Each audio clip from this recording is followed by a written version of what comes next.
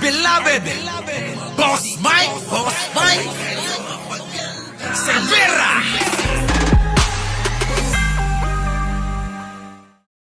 Oy, magandang umaga, magandang hapon at magandang gabi. Sa amandako ng mundo, naroon kayo. Siyempre, magandang buhay na rin para sa ating lahat. Eto na nga, nakita ko lang ito. Oo, Diyos ko, yung kaibigan ko, kitang-kita ko, oh. Attorney! Sorry talaga, ha? Oo, Attorney Trixie. Oo, mga kaibigan natin yan. Kaya lang, syempre, tayo kasi hindi tayo maiimpluwensyahan ng kahit na sino sa kung ano yung may prinsipyo tayo, 'di ba? Para sa akin talaga tama Tama na tama na ipagtanggol, ipaglaban yung ating binotong presidente. Kayo, sumuporta kayo. Tapos, biglang nagbago isip nyo. Hindi ko alam kung bakit. Iyan ba yung mga nawalan ng posisyon sa gobyerno? Hindi nabigyan ng posisyon sa gobyerno? Nagtampo sa gobyerno? Ha? Yan ba yung mga yon? Yan yun Sila yun Biruin mo, kasama namin yan Sila Attorney Trixie. Sino pa? Rogando Sasot. O, si Sasot. Si Maharlika. Yung mga yan. Sila Attorney Vic. Sila Glenn Chong. Yung mga makikita nyo ngayon dyan na maiingay, sila yung mga kasama natin noon Oo. Hindi ba pwedeng manahimik na lang? Total naman kahit papano, nakatikim naman kayo ng posisyon. O kahit saglit lang, 2 buwan ba, Boss Mike? O medyo 2 buwang kalahati naman. Diba? So yun mga kababayan. So ito ipi-play ko lang ito. Oh. Pakinggan yung maigi itong maigi. Paikinggan yung maigi ito Kasi baka ma-stress na naman kayo linggo-linggo. Kayo ba nagsimba na? Kayo ba humingi na ng basbas? Nagpasalamat, humingi ng tawad, ganon. Oo wag ho nating kakalimutan yan na laging manalangin sa banal na lumikha. Ang gabay ng Panginoon, mga kababayan, napakabisa niyan para sa ating katahimikan ng isip, katahimikan ng pamilya, katahimikan ng puso, syempre, ng ating bansa. Diba? Oo, mas maganda yung wala tayong kaaway. Oo, sasabihin ko sa inyo, hindi ho tayo nakikipag-away dito sa social media, kundi tayo ay nakikipaglaban. Iba yung away at laban. Anong laban natin? Labanan ng prinsipyo dito. Diba? Labanan ng prinsipyo. Kaya lang kasi maraming mga iba dyan, pinipersonal nila. Oo, tulad niyan ngayon, si Mima, feeling ni Mima na personal siya. Siyempre gaganti yan. Ganon din po tayo. Sige na.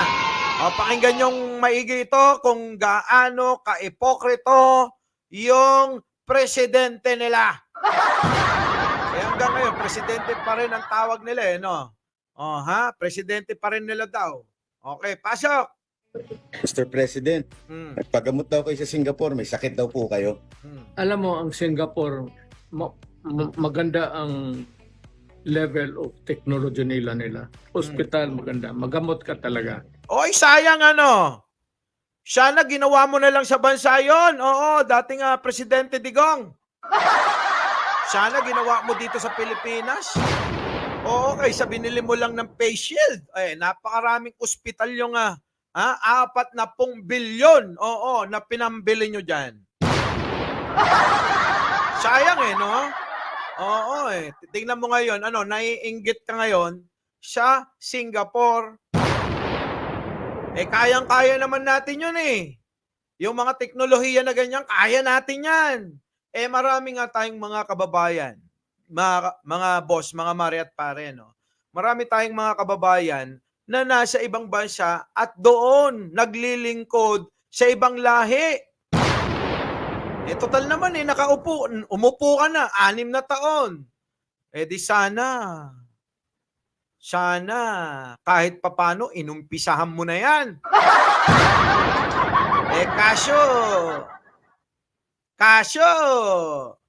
Kaso, inunan nyo yung 51 billion at yung trillion. Ano?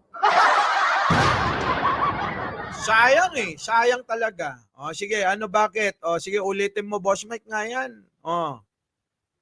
Mr. President, nagpagamot daw kayo sa Singapore, may sakit daw po kayo.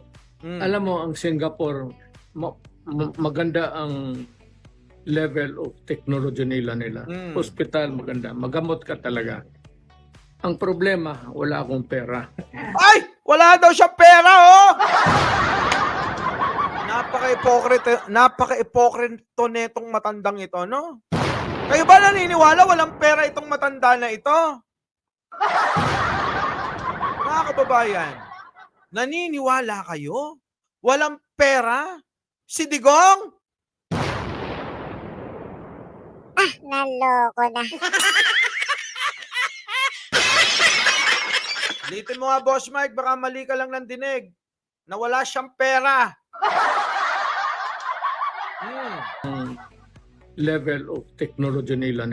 Hospital, maganda. Magamot ka talaga. Ang problema, wala akong pera. Kaya kung Wala daw pera? Walang stick na yan, oh. Napaka-ipokrito talaga, no? Syempre, sila Banat ba yan? Tatawa. Huwag niyo sabihin mas marami pa akong pera sa kanya. Naloko na. Ang cute ko pag bagong gising, yan. Si Digong! Oo, kahit bagong gising. Sa bagay, matanda na yan, Boss Mike. Oo, ano ba? Ito ba, pinag-iwanan na ng talaga, ng bait? Ng pag-iisip? O pinag-iwanan na siya ng konsensya? Piruhin mo yan, oh. Mga kababayan, wala daw pera dati niyong presidenteng Digong. Siyempre, maniniwala yung mga tangat bobo dyan. Kita nyo? Sasabihin ng mga yun, no? Kita nyo?